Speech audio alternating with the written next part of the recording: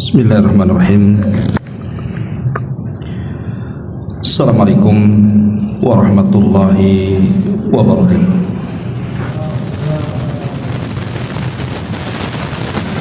Alhamdulillah wassalatu wassalamu ala rasulillah wa ala alihi wa sahbihi wa mawalah wa la hawla wa la quwata illa billahi wa ba'du. Alhamdulillah, segala puja dan puji hanya milik Allah subhanahu wa ta'ala. Salawat dan juga salam kita hadiahkan kepada Rasul kita Nabi besar Muhammad sallallahu alaihi wa ala alihi wasallam. Pembahasan di malam hari ini kita akan membahas tentang surat-surat pendek di dalam Al-Quran yang memiliki keistimewaan yang luar biasa, dan saya yakin sebagian besar kaum muslimin hafal dengan surat-surat pendek ini, tetapi hanya sedikit yang kemudian mau mengamalkan amalan dari surat-surat ini, padahal keutamaannya luar biasa. Surat-surat apakah itu? Inilah yang kita akan bahas di malam hari ini.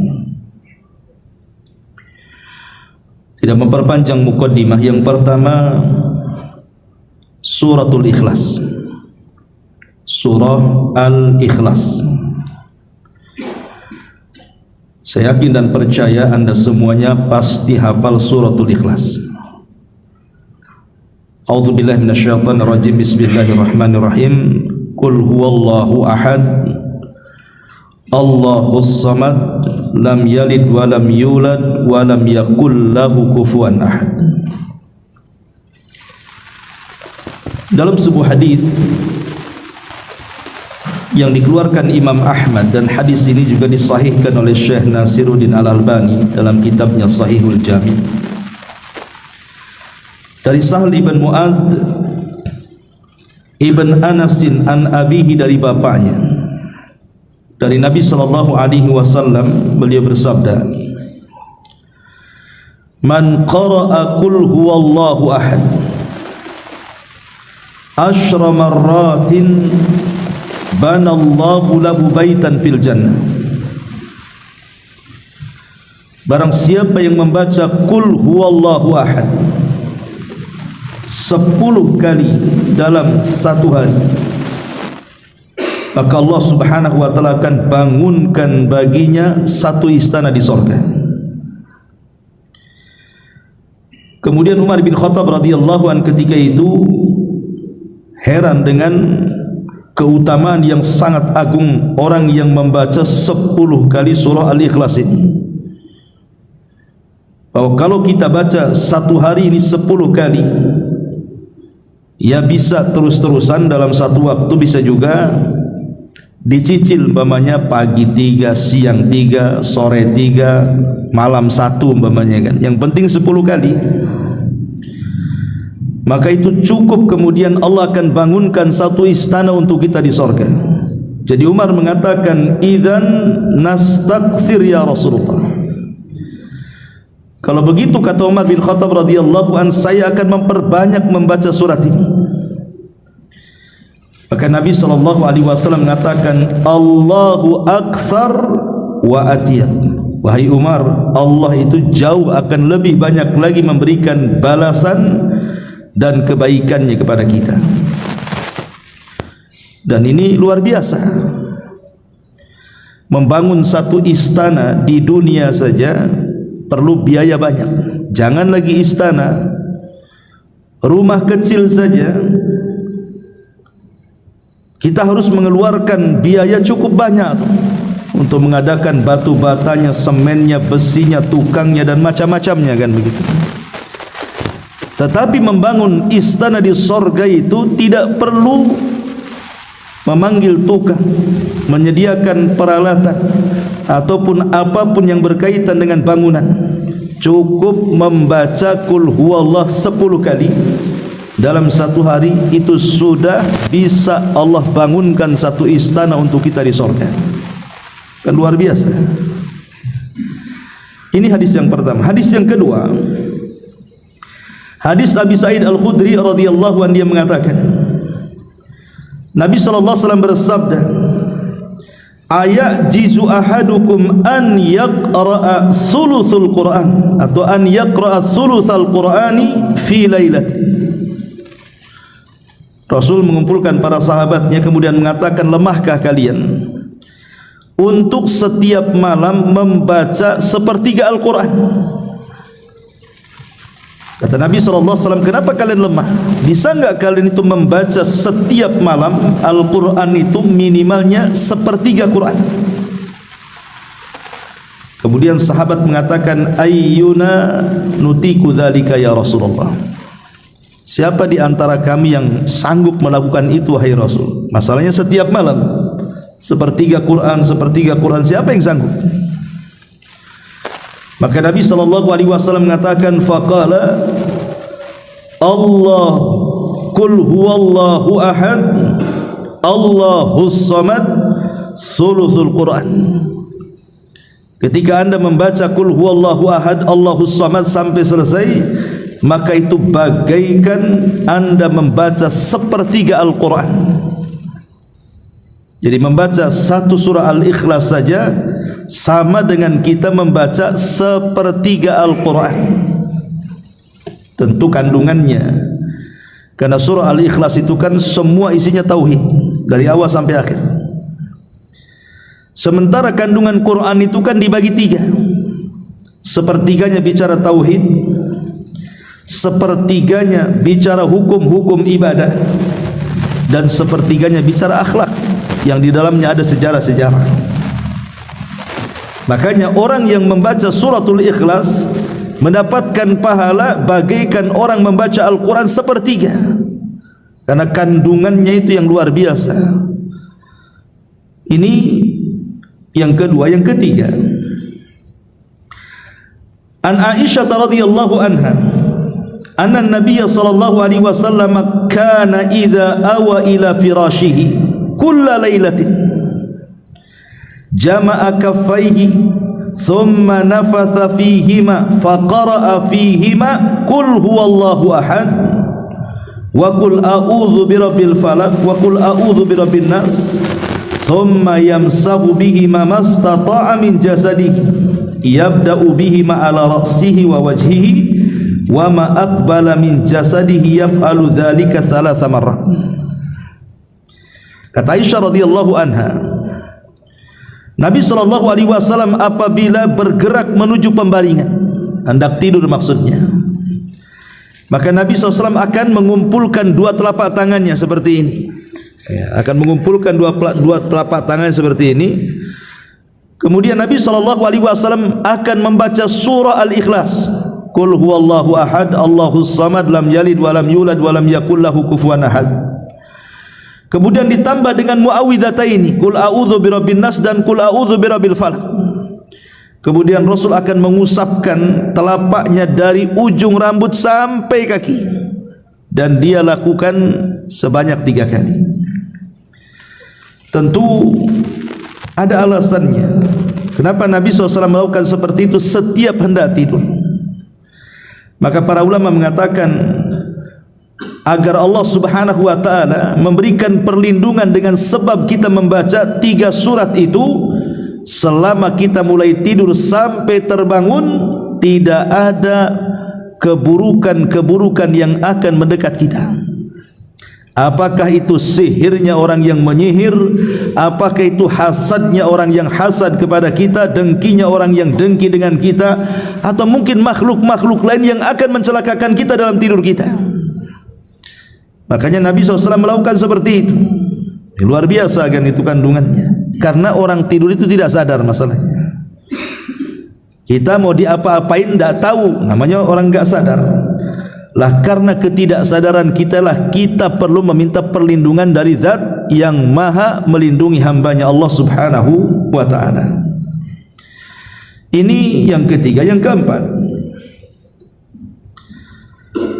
Hadis Mu'adz ibn Abdullah ibn Hubaib dari bapaknya, dia mengatakan, kharajna fi lailati matarin wa dhulmatin syadidatin natlubu Rasulullah sallallahu alaihi wasallam liyusalliya lana fa adraknahu faqala asallaitum falam aqul syai'an faqala qul falam aqul syai'an thumma qala qul falam aqul syai'an thumma qala qul faqultu ya Rasulullah ma aqulu qala qul huwallahu ahad Allahus samad wal muawwidhataini hina tumsi wa hina tusbi thalatha marrat takfika min kulli syai'in.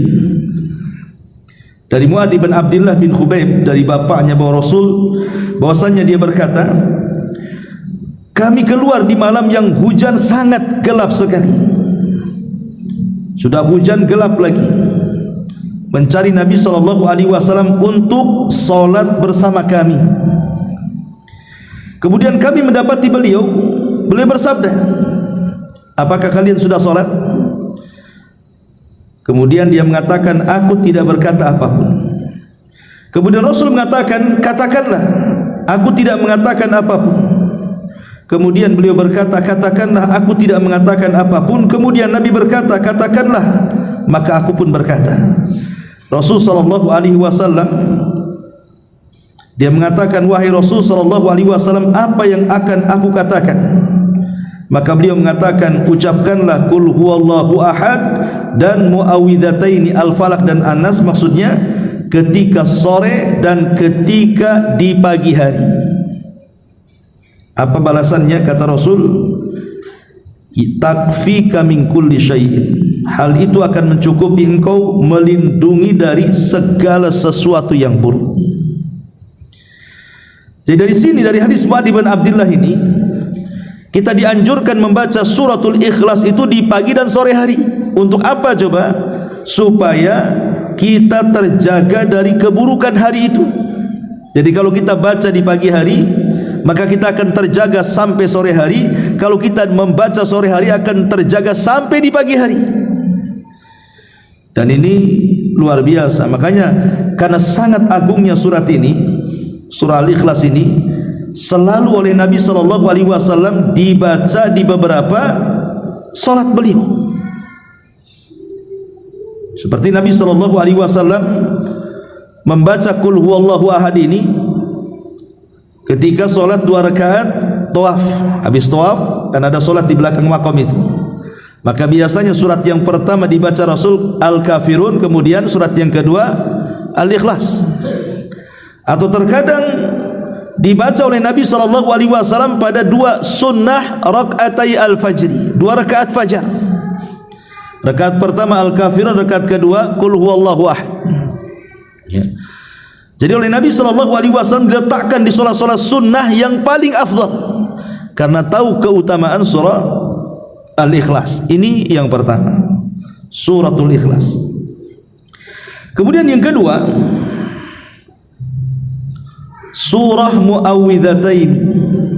Surah muawwidhataini, qul a'udzu birabbin nas dan qul a'udzu birabbil falaq. Itu disebut muawwidhataini, 2 surat perlindungan.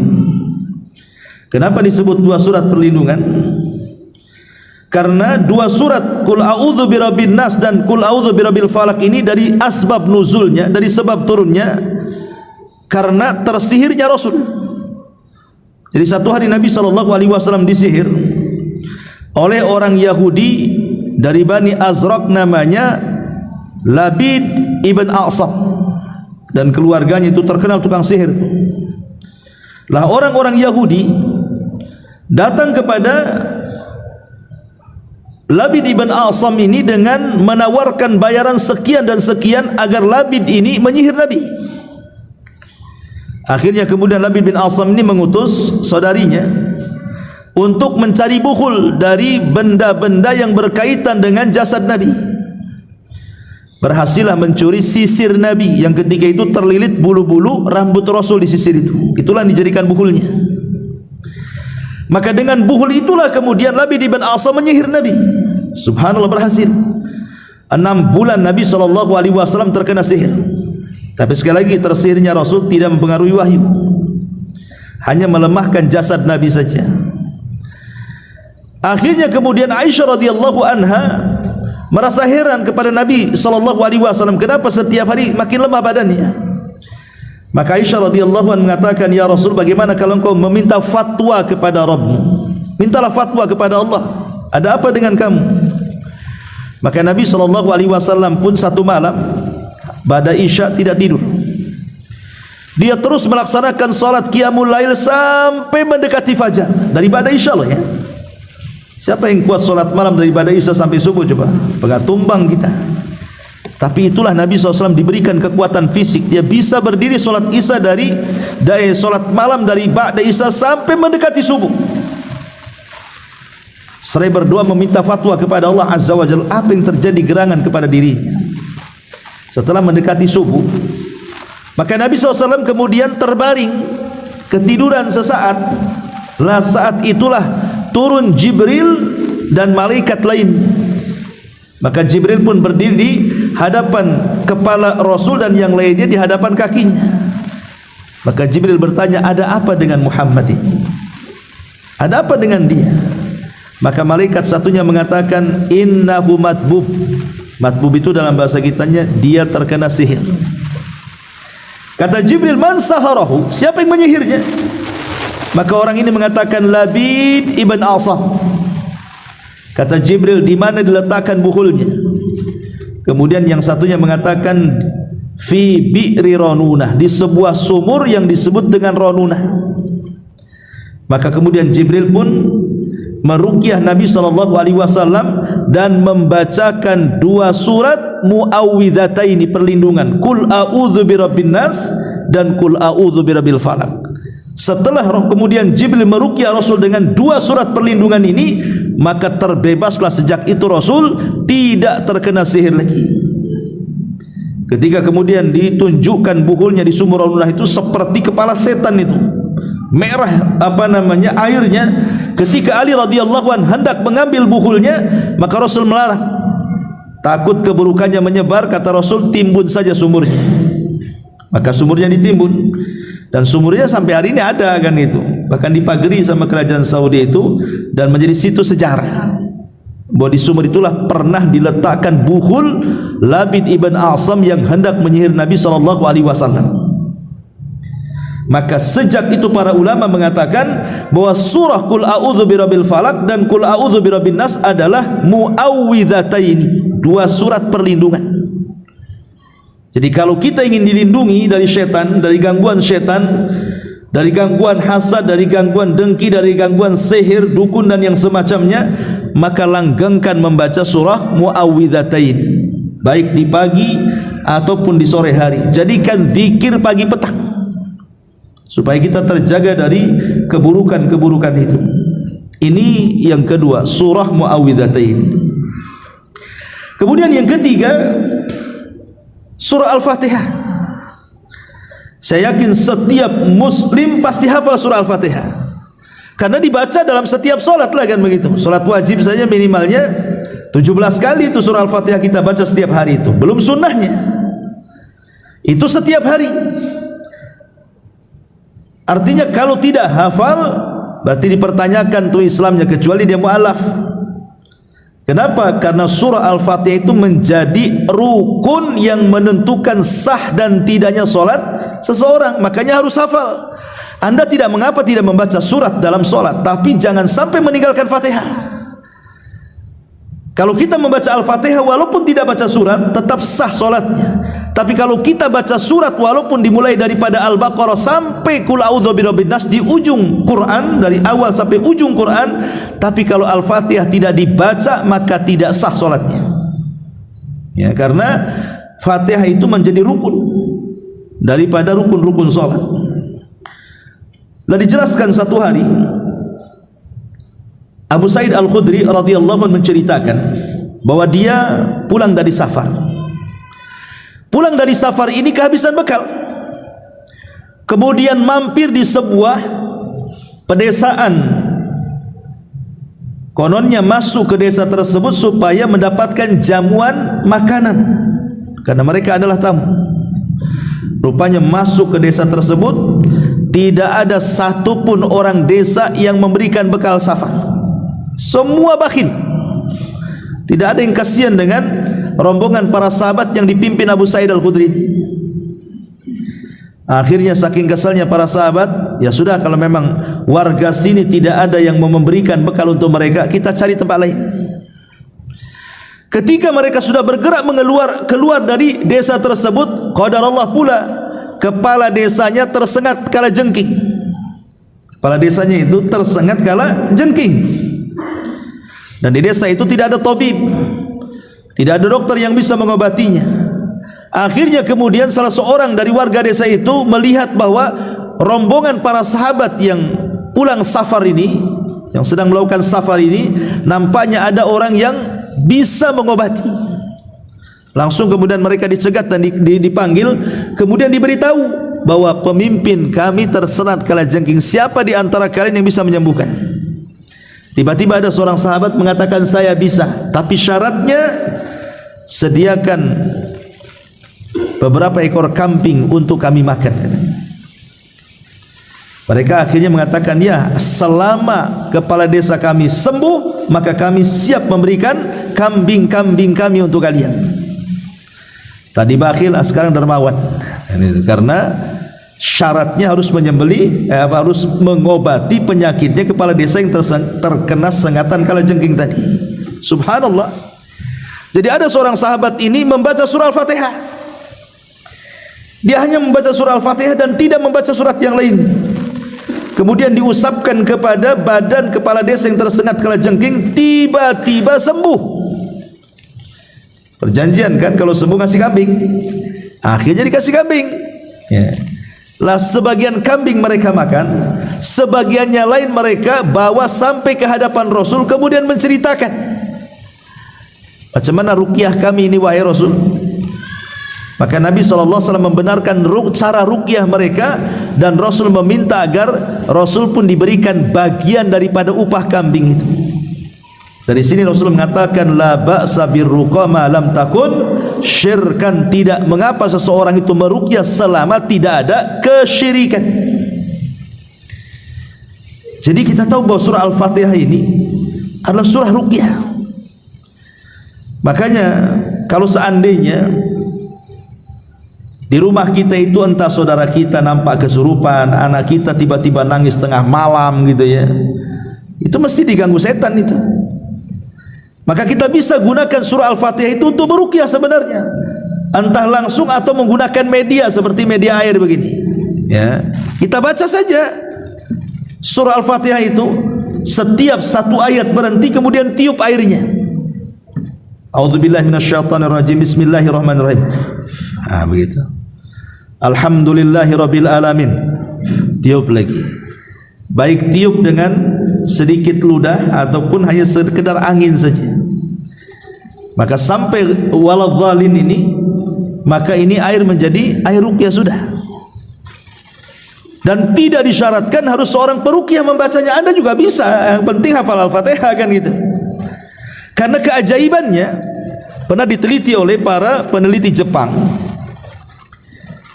Ketika ada dua botol air, yang satu dibacakan Quran, yang satu tidak dibacakan Quran.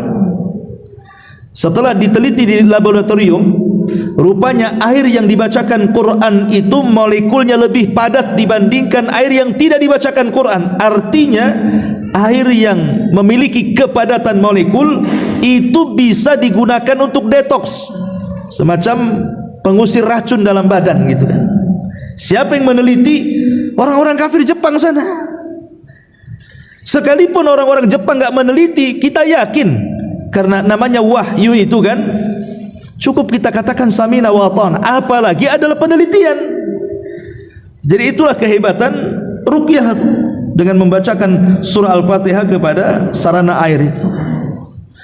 Ma'asyiral muslimin wal muslimat rahimani wa rahimakumullah. Intinya bahwa surah Al-Fatihah itu disebut suratul syifa, surat sebagai penyembuh, untuk menyembuhkan segala penyakit. Kata Rasul, Fatihatul kitab syifaa'un min kulli da'in illa sab.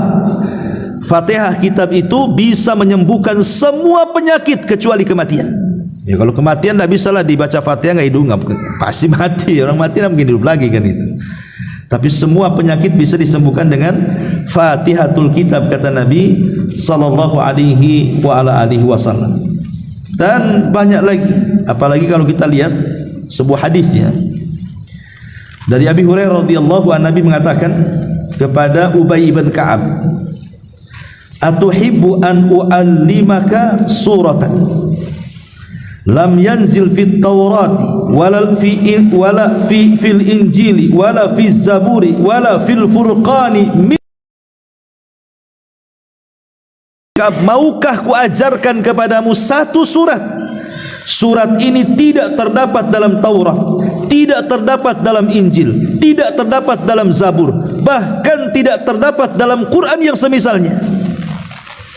Kemudian kata Nabi sallallahu alaihi wasallam pada Ubay, itulah Fatihatul Kitab, itulah surah Al-Fatihah yang tidak ada dalam Taurat, tidak ada dalam Injil, tidak ada dalam Zabur, bahkan tidak ada dalam Al-Quran yang semisalnya. Luar biasa itu surah Al-Fatihah ini. Makanya Imam Ibnul Qayyim rahimahullahu ta'ala sampai membahas dan membukukan satu buku yang sangat tebal, namanya Madarijus Salikin fi Iyyaka na'budu wa iyyaka nasta'in. Bayangkan membahas Iyyaka na'budu wa iyyaka nasta'in saja sampai Imam Ibnul Qayyim itu membuat buku berjilid-jilid menyebutkan keutamaannya.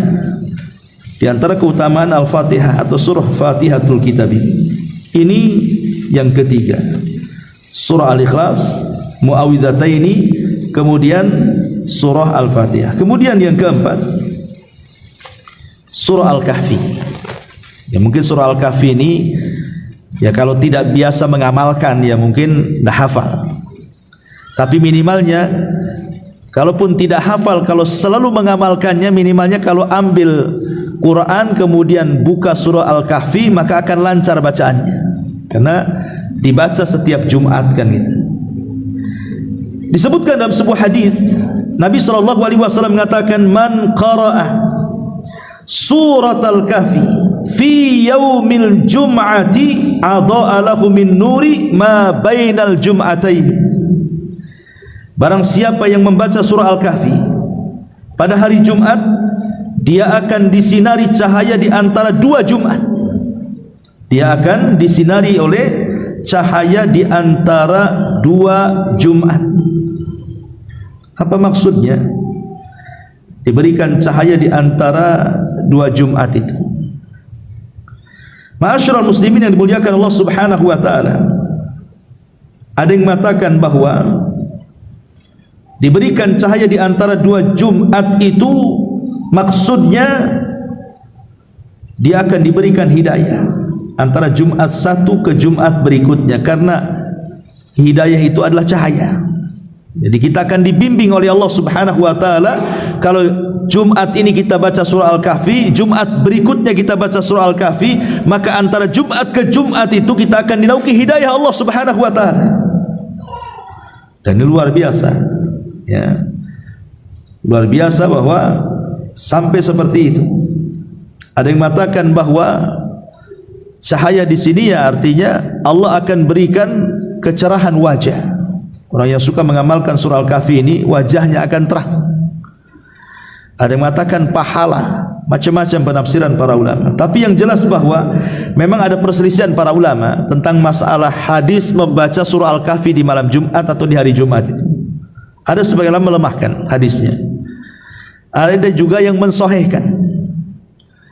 Tetapi kebanyakan para ulama banyak juga yang mensahihkan, sehingga membaca surah Al-Kahfi di hari Jumat itu adalah mustahab, sebuah sunnah. Dan itu difatwakan para ulama kibar. Ya, jadi kalau kita ingin membaca surat di hari Jumat, maka pilihlah yang disyariatkan, surah Al-Kahfi. Kadang kita di hari Jumat Al-Kahfinya tak dibaca, Yasin pula yang dibaca, ya kan? Padahal harusnya Al-Kahfi dulu lah kan begitu. Itu yang memang jelas-jelas hadisnya. Kenapa coba? Apa sih alasannya kenapa kita harus membaca, ataupun ya tidak wajib, maksudnya dianjurkan dan disunahkan setiap datang hari Jumat itu membaca surah Al-Kahfi. Begini, karena kita tahu bahwa hari Jumat itu sayyidul ayyam, pemimpinnya hari-hari. Allah Subhanahu wa taala ketika menciptakan langit dan bumi itu dimulai hari Ahad dan diakhiri dengan hari Jumat. Begitu juga nanti pada hari kiamat. Kiamat terjadi kapan? Hari Jumat juga. Dan peristiwa-peristiwa besar itu terjadi hari Jumat, termasuk tanda-tanda kiamat, munculnya Dajjal dan yang semacamnya sebagai muqaddimah hari kiamat. Lah di antara keagungan surah Al-Kahfi kalau kita baca adalah baik 10 ayat di awal atau 10 ayat di akhir atau semuanya lah kita baca, itu bisa melindungi kita dari fitnah Dajjal.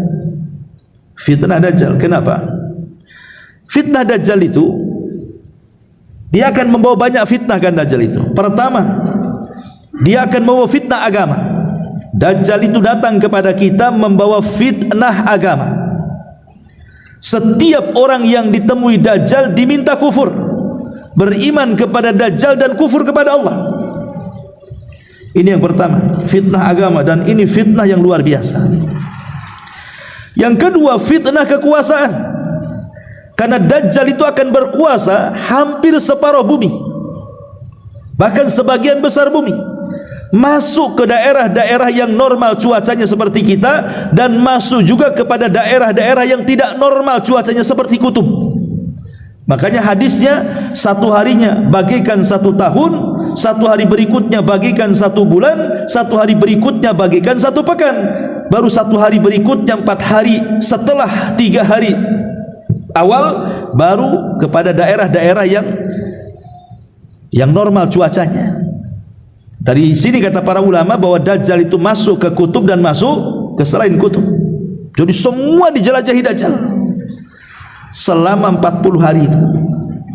Artinya di sini Dajjal itu akan berkuasa.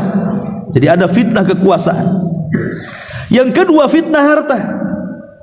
Dajjal itu juga membawa fitnah harta. Karena dia akan datang kepada sebuah tempat, kalau mereka beriman kepada Dajjal, maka Dajjal akan merintahkan bumi untuk mengeluarkan seluruh pembendaharaannya. Ya ardi ukhruji kunuzaki, kata Dajjal. Wahai bumi, keluarkan pembendaharaan. Maka nanti keluarlah emasnya, zamrudnya, tambangnya dan macam-macamnya. Difitnah dengan harta, ya kawan. Ya. Kemudian juga yang terakhir difitnah dengan ilmu. Orang yang punya ilmu, dia bisa membaca kafir di di dahi Dajjal. Semua orang itu loh bisa membaca di dahinya Dajjal itu kafarah. Tapi karena sudah terfitnah ilmu mereka tidak bisa membedakan mana Tuhan, mana selain Tuhan.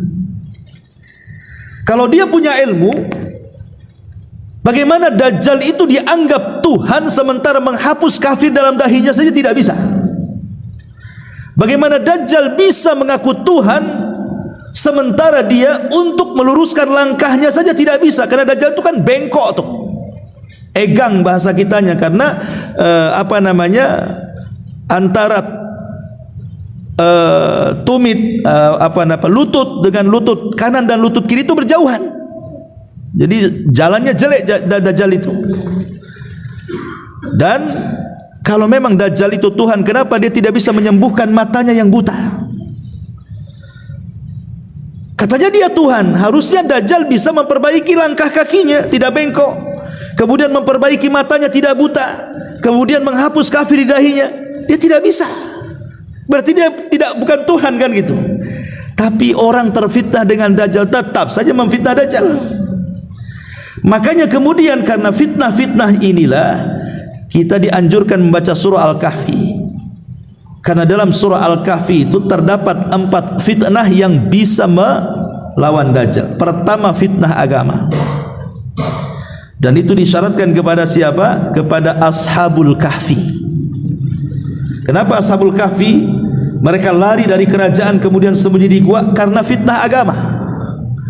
Disuruh murtad kan, tak mau, makanya sembunyi.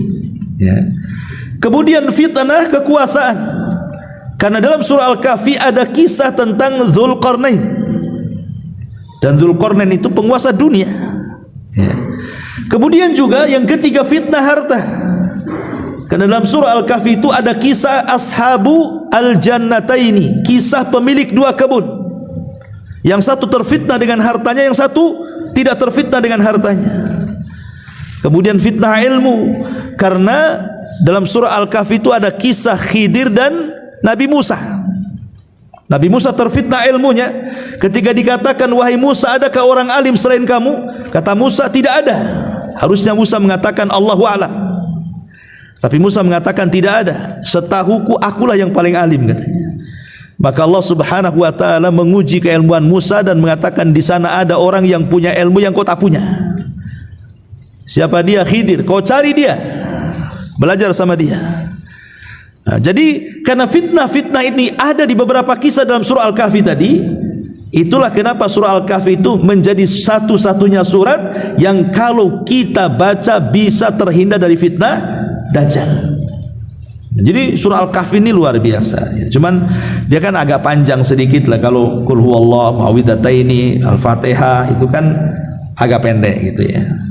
Tapi kalau khusus Al-Kahfi ini cukup panjang. Tapi lihat keutamanya luar biasa, dan itu pun dibaca seminggu sekali kan, di hari Jumat.